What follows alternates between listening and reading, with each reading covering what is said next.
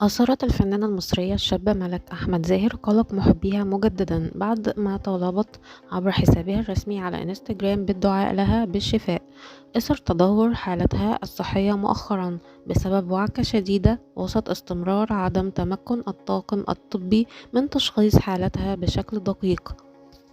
وقد نشرت ملك زاهر عبر خاصية القصص المصورة في انستجرام منشورا دعت فيه الله بالشفاء. وكانت ملك قد كشفت سابقا عن أزمة صحية مفاجئة ألقت بها معربة عن قلة مشاركتها لتفاصيل حياتها الشخصية مع الجمهور، لكنها قررت هذه المرة كسر هذه العادة بسبب الظروف الصحية التي تمر بها. وقالت: أنا عمري ما كنت بنزل غير الحاجات اللذيذة أو الهزار أو أي حاجة إيجابية، ولما كنت بنزل حاجة سلبية كانت بتبقى من وراها هدف، وغالبا كنت باخدها بهزار.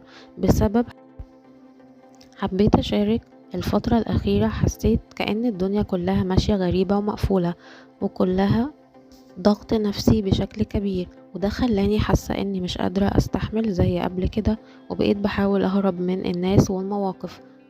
وقد ناشد الفنان احمد زاهر الجمهور في وقت سابق الدعاء لها متمنيا لها الشفاء العاجل والعودة السريعة الى نشاطها الفني.